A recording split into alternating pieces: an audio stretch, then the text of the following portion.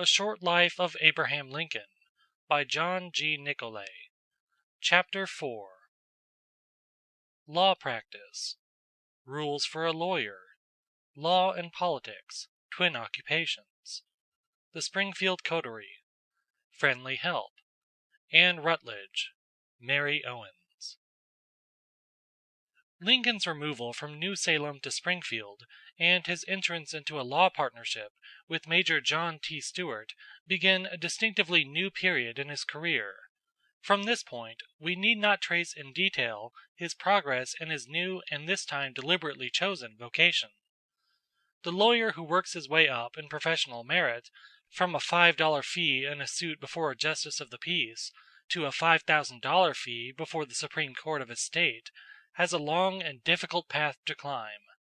Mr. Lincoln climbed this path for 25 years with industry, perseverance, patience, above all with that sense of moral responsibility that always clearly traced the dividing line between his duty to his client and his duty to society and truth. His unqualified frankness of statement assured him the confidence of judge and jury in every argument. His habit of fully admitting the weak points in his case gained their close attention to its strong ones, and, when clients brought him bad cases, his uniform advice was not to begin the suit. Among his miscellaneous writings there exist some fragments of autograph notes, evidently intended for a little lecture or talk to law students, which set forth with brevity and force his opinion of what a lawyer ought to be and do. He earnestly commends diligence in study, and, next to diligence, promptness in keeping up his work. As a general rule, never take your whole fee in advance, he says, nor any more than a small retainer. When fully paid beforehand, you are more than a common mortal if you can feel the same interest in the case as if something was still in prospect for you as well as for your client. Extemporaneous speaking should be practiced and cultivated. It is the lawyer's avenue to the public. However able and faithful he may be in other respects, people are slow to bring him business if he cannot make a speech.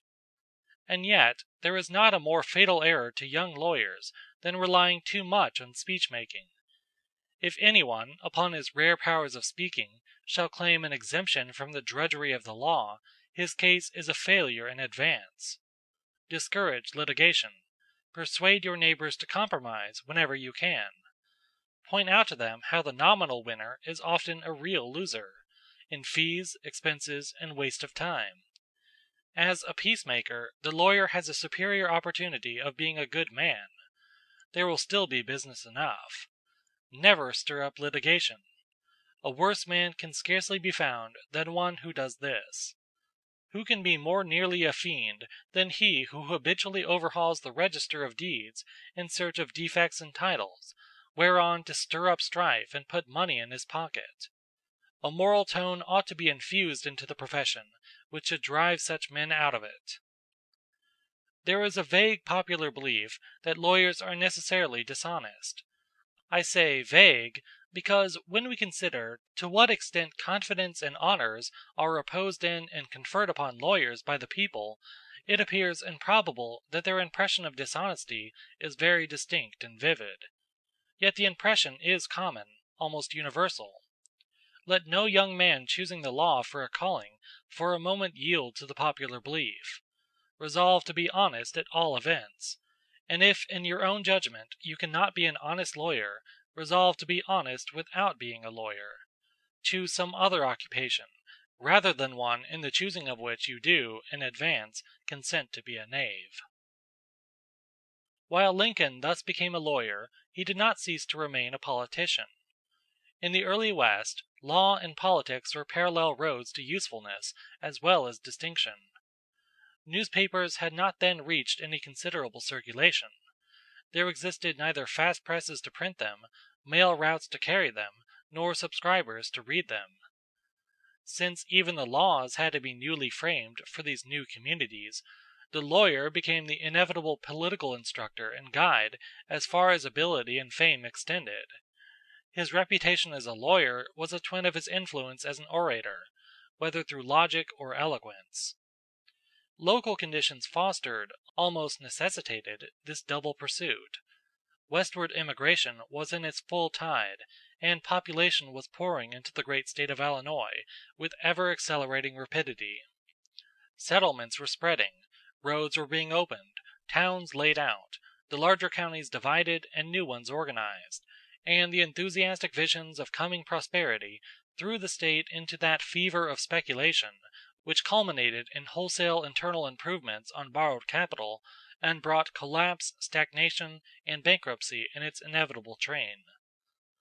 As already said, these swift changes required a plentiful supply of new laws, to frame which lawyers were in a large proportion sent to the legislature every 2 years.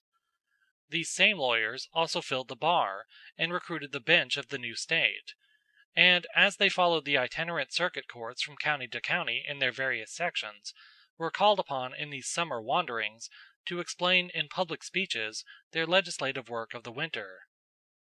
By a natural connection, this also involved a discussion of national and party issues. It was also during this period that party activity was stimulated by the general adoption of the new system of party caucuses and party conventions to which President Jackson had given the impulse. In the American system of representative government, elections not only occur with the regularity of clockwork, but pervade the whole organism in every degree of its structure from top to bottom: federal, state, county, township, and school district. In Illinois, even the state judiciary has, at different times, been chosen by popular ballot. The function of the politician, therefore, is one of continuous watchfulness and activity, and he must have intimate knowledge of details if he would work out grand results. Activity in politics also produces eager competition and sharp rivalry. In 1839, the seat of government was definitely transferred from Vandalia to Springfield, and there soon gathered at the new state capital a group of young men whose varied ability and future success in public service has rarely been excelled. Douglas, Shields, Calhoun, Stuart, Logan, Baker, Treat, Hardin, Trumbull, McClernand, Browning, McDougall, and others. His new surroundings greatly stimulated and reinforced Mr. Lincoln's growing experience and spreading acquaintance, giving him a larger share and wider influence in local and state politics. He became a valued and sagacious adviser in party caucuses, and a power in party conventions. Gradually, also, his gifts as an attractive and persuasive campaign speaker were making themselves felt and appreciated. His removal, in April, 1837, from a village of 20 houses to a city of about 2,000 inhabitants placed him in striking new relations and necessities as to dress, manners, and society, as well as politics. Yet here again, as in the case of his removal from his father's cabin to New Salem 6 years before, peculiar conditions rendered the transition less abrupt than would at first appear. Springfield, notwithstanding its greater population and prospective dignity as the capital, was in many respects no great improvement on New Salem. It had no public buildings, its streets and sidewalks were unpaved, its stores, in spite of all their flourish of advertisements, were staggering under the hard times of 1837 to 1839, and stagnation of business imposed a rigid economy on all classes. If we may credit tradition, this was one of the most serious crises of Lincoln's life. His intimate friend, William Butler, related to the writer that, having attended a session of the legislature at Vandalia, he and Lincoln returned together at its close to Springfield, by the usual mode of horseback travel. At one of their stopping places overnight, Lincoln, in one of his gloomy moods, told Butler the story of the almost hopeless prospects which lay immediately before him. That the session was over, his salary all drawn, and his money all spent, that he had no resources and no work, that he did not know where to turn to earn even a week's board. Butler bade him be of good cheer, and, without any formal proposition or agreement, took him and his belongings to his own house, and domesticated him there as a permanent guest, with Lincoln's tacit compliance rather than any definite consent.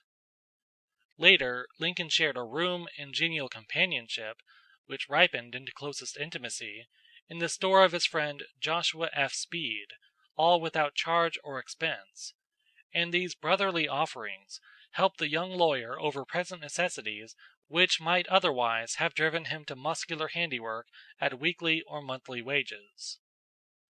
From this time onward, in daily conversation, in argument at the bar, in political consultation and discussion, Lincoln's life gradually broadened into contact with the leading professional minds of the growing state of Illinois.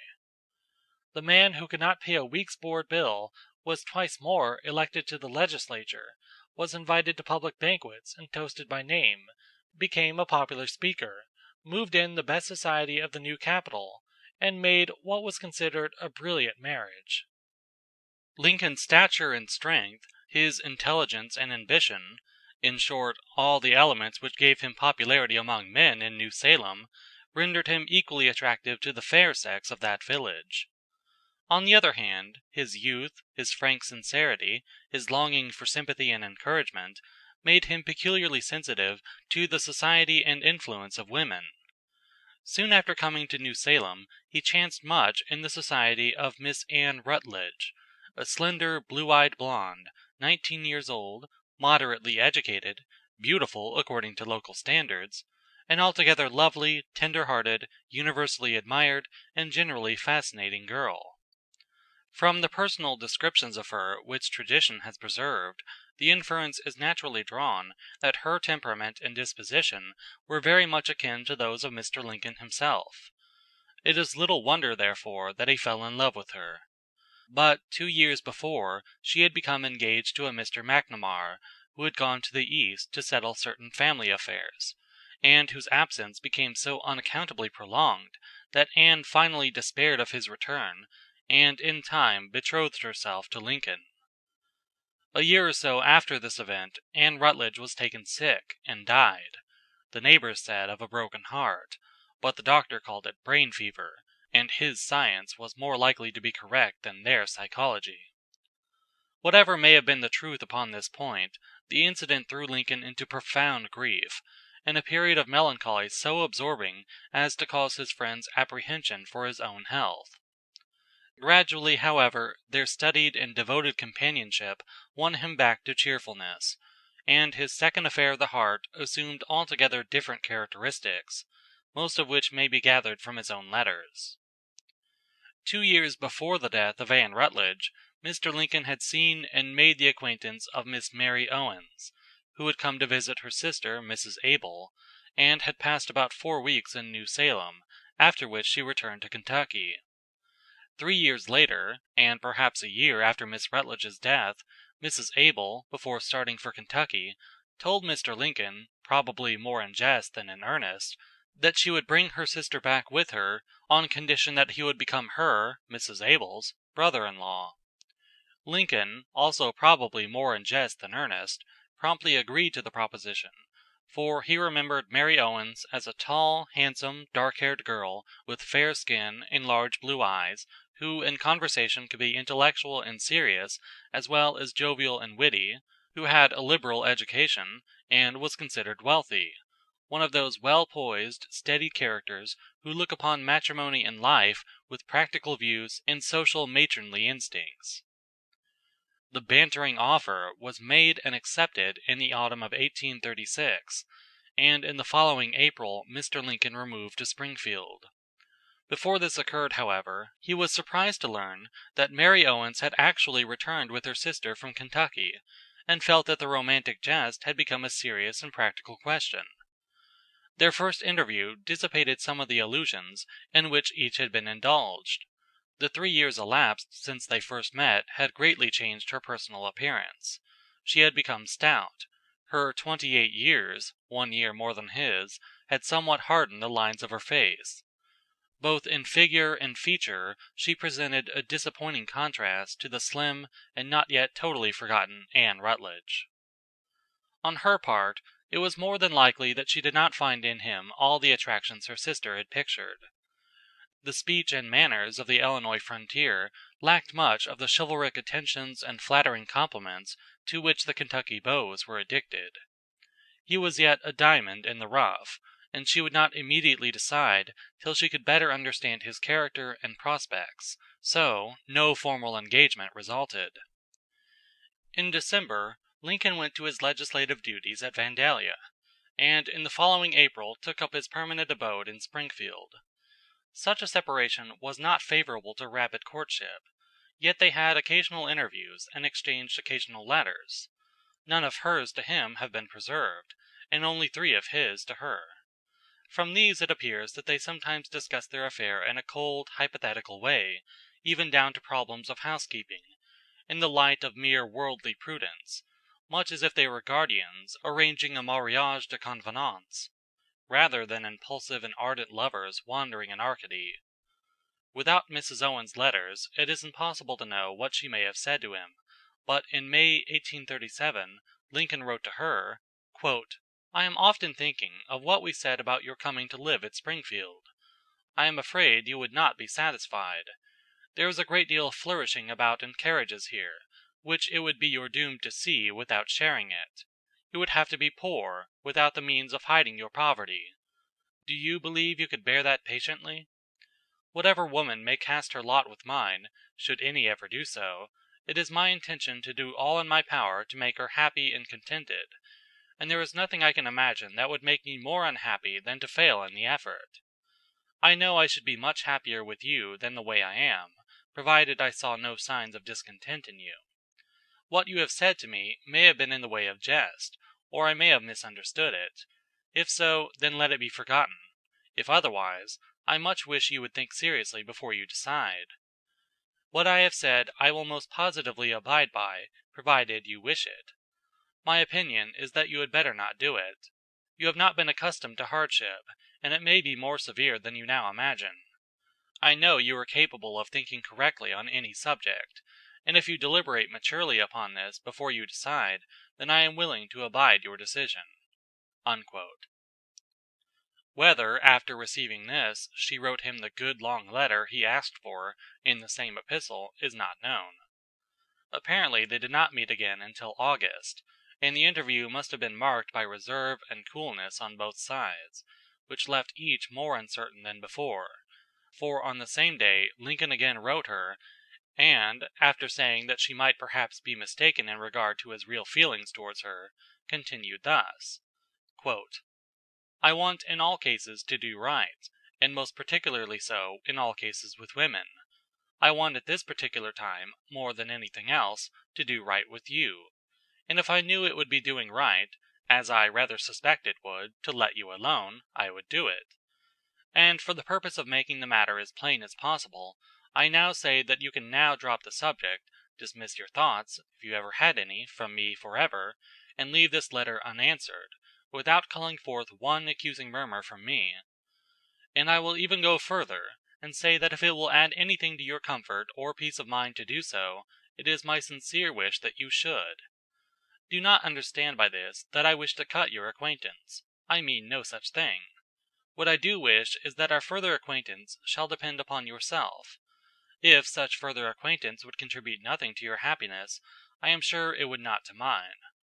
If you feel yourself in any degree bound to me, I am now willing to release you, provided you wish it; while, on the other hand, I am willing, and even anxious, to bind you faster, if I can be convinced that it will in any considerable degree add to your happiness. This, indeed, is the whole question with me." Unquote. All that we know of the sequel is contained in a letter which Lincoln wrote to his friend Mrs. Browning nearly a year later, after Miss Owens had finally returned to Kentucky, in which, without mentioning the lady's name, he gave a serio-comic description of what might be called a courtship to escape matrimony. He dwells on his disappointment at her changed appearance, and continues, quote, "But what could I do? I had told her sister that I would take her for better or for worse, and I made a point of honor and conscience in all things to stick to my word, especially if others had been induced to act on it, which in this case I had no doubt they had, for I was now fairly convinced that no other man on earth would have her, and hence the conclusion that they were bent on holding me to my bargain. Well, thought I have said it, and, be the consequences what they may, it shall not be my fault if I fail to do it." although I was fixed firm as the surge-repelling rock in my resolution, I found I was continually repenting the rashness which had led me to make it. Through life I have been in no bondage, either real or imaginary, from the thraldom of which I so much desired to be free. After I had delayed the matter as long as I thought I could in honour do, which, by the way, had brought me round into last fall, I concluded I might as well bring it to a consummation without further delay, and so I mustered my resolution and made the proposal to her direct. But, shocking to relate, she answered no. At first I suppose she did it through an affectation of modesty, which I thought but ill became her under the peculiar circumstances of her case. But on my renewal of the charge I found she repelled it with greater firmness than before. I tried it again and again, but with the same success, or rather with the same want of success. I finally was forced to give it up, at which I very unexpectedly found myself mortified almost beyond endurance. I was mortified, it seemed to me, in 100 different ways. My vanity was deeply wounded by the reflection that I had so long been too stupid to discover her intentions, and at the same time never doubting that I understood them perfectly, and also that she, whom I had taught myself to believe nobody else would have, had actually rejected me with all my fancied greatness. And to cap the whole, I then for the first time began to suspect that I was really a little in love with her." Unquote. The serious side of this letter is undoubtedly genuine and candid, while the somewhat over-exaggeration of the comic side points as clearly that he had not fully recovered from the mental suffering he had undergone in the long conflict between doubt and duty. From the beginning, the matchmaking zeal of the sister had placed the parties in a false position, produced embarrassment, and created distrust. A different beginning might have resulted in a very different outcome, for Lincoln, while objecting to her corpulency, acknowledges that in both feature and intellect she was as attractive as any woman he had ever met, and Miss Owens's letters, written after his death, state that her principal objection lay in the fact that his training had been different from hers, and that Mr. Lincoln was deficient in those little links which make up the chain of a woman's happiness. She adds, "The last message I ever received from him was about a year after we parted in Illinois. Mrs. Able visited Kentucky, and he said to her in Springfield, 'Tell your sister that I think she was a great fool because she did not stay here and marry me.'" She was even then not quite clear in her own mind but that his words were true. End of chapter 4.